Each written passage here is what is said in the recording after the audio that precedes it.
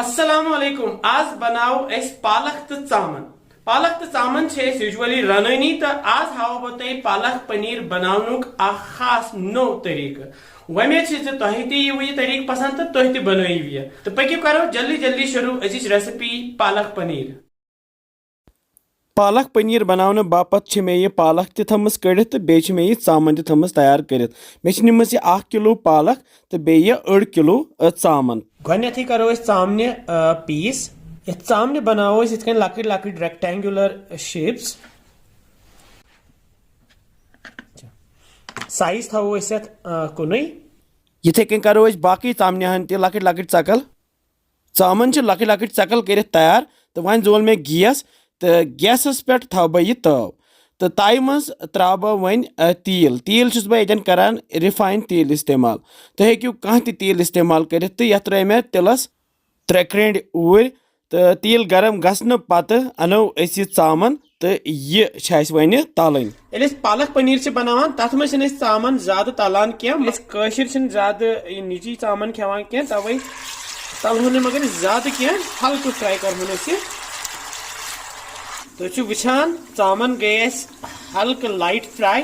तो ये फ्राई कर तो वह करो गैस बंद तो यह कड़ो चामन नबर यम चामन कड़ो प्लेटस मज अलग कुन चामन कड़ित त्रा बह ये तिलस मज तेज पत्त बे त्रावस दालचीन प्यूंत तल मे गैस थोमुत लोती तो हल्क करन बह यह फ्राई मे ये कवल मज थोमुत गंड न्युक न्युक नुकरावित तो यह त्रा बह ये तिलस मज तो तलहन काल यह लाइट ब्राउन गि मे त्राई वखलस मज 6-7 रोहन फल बे त्रा बह ये अदरक प्यूंत तो बे मे 4-5 निमित नील मर्चवांगन दगक बह बनाओ पेस्ट इकवटे यह सोन पेस्ट तैयार तो वह क्या करो तो यह पेस्ट त्रो वन ये गंडस सी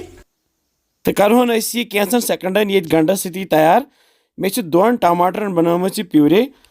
तो यह टमाटो प्यूरे त्रा बह ये गंडस सी तो करोन यह लथि पे तैयार अच्छे तुत काल तैयारी करुन युत काल यह सोरे आब या श्रपि तो यह मट यह गस असल पे फ्राई गसन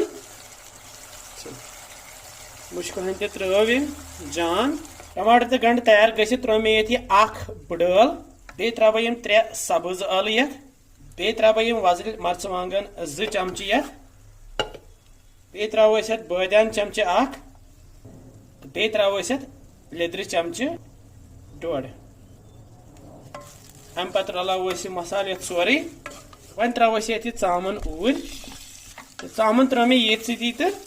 रलाव मसाल ये सोरे वन त्रो यह आब लीटर 1 यथ तो दिमो खलन खलन तो अनो ग्रेक मे थो गैसस पे प्रेशर कुकर अत मज त्रो मे आब तो यह पालक त्रो मे अथ मजी तो ये पालक वन फकर दिन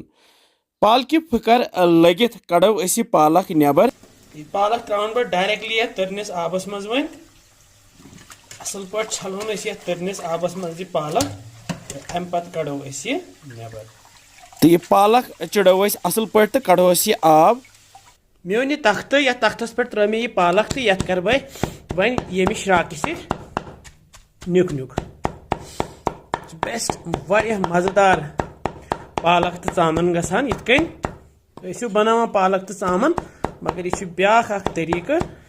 वमेद तुह खसव यह तरीक पसंद थवन बह वन प्लेटस मज अलग कुन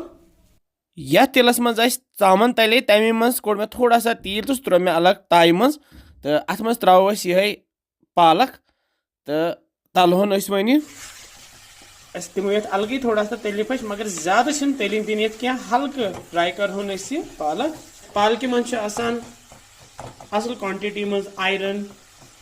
पोटेशियम या बाकी न्यूट्रिएंट्स तो यह खेन मज मज तुह वनो क्या मगर मज मज खेन यपर सन चामन तो ग्रेकान वन तो वो तैयार तो अम पे त्रा बह यह पालक ये सी तो रलावन यथ चामन सी वो माशाल्लाह क्युत रंग त खोत यन त्रो ब्या आब कप ज्यादा आब त्रोस क्या आब कप 1 تہٕ بیٚیہِ ترٛاوہوس پَتہٕ لاسٹَس یہِ نوٗن چھُس بہٕ ییٚتٮ۪ن 1.5 چمچہٕ ترٛاوان